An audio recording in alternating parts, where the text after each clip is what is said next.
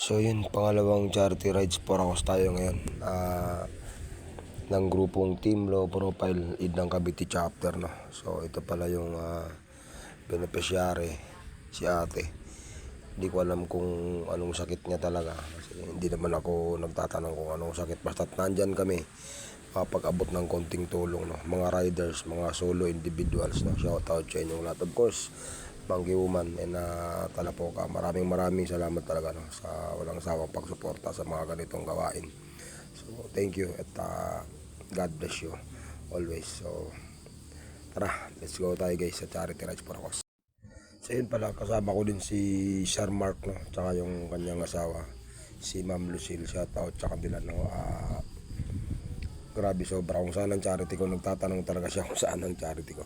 Kaya yun, sabi ko sa kanya, tara sa Indang.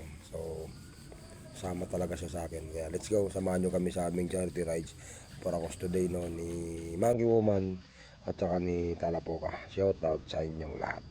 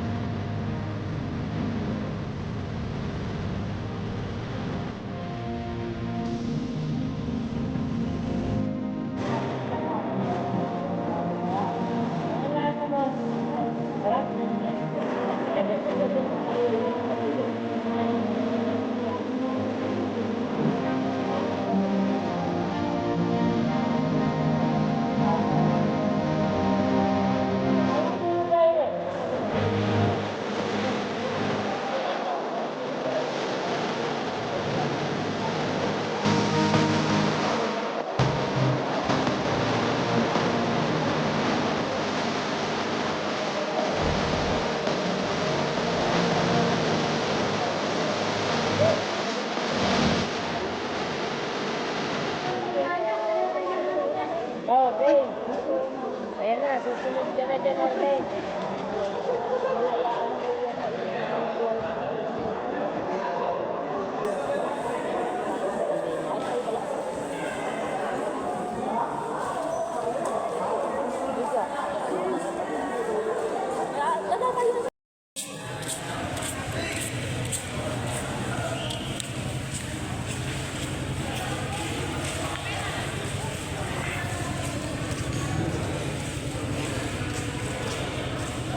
Team LP ano yan? Tuwi? Tuwi? Anong chapter?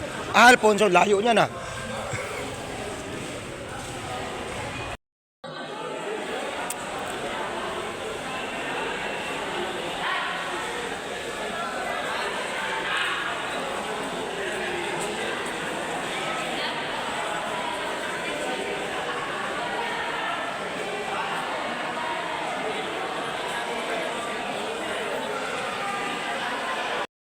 Sana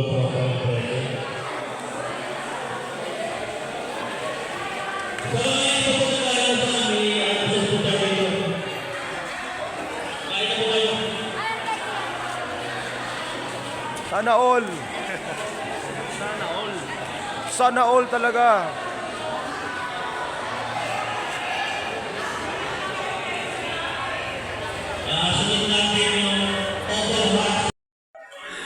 Nakakatuwa talaga makita yung ganito. Sobrang dami. Di ba kanina pagdating namin wala pa masyadong tao eh. So, tinan mo itong tropan to, S155 Club Philippines, no? Tropang sniper, yan. Ano, kasama si Lloyd at saka si Kasoy, si Pampi, yun.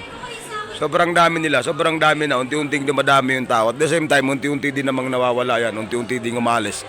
Kasi nga, charity rides for a cause. So, nakakatuwa yung ganito. Si imagine mo sila, yan, may mga babae, may mga lady rider, dami, yun.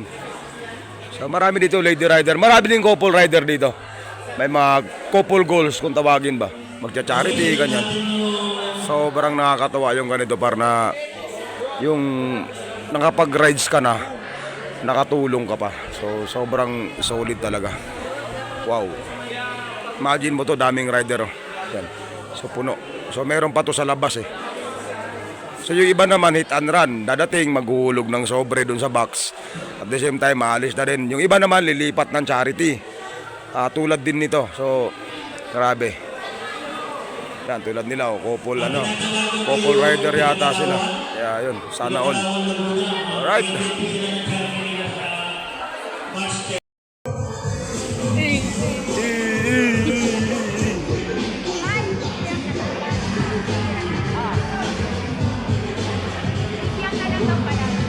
Malayo pa lang.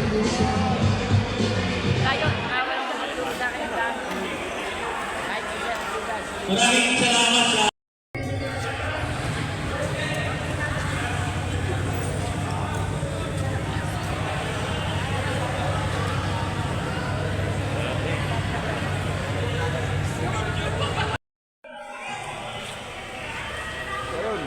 Wrap up na tayo, no? Pauwi na tayo, no? So, isang beneficiary na naman yung natulungan ng mga riders. So, si ate pala, matindi yung kanya sakit, ano?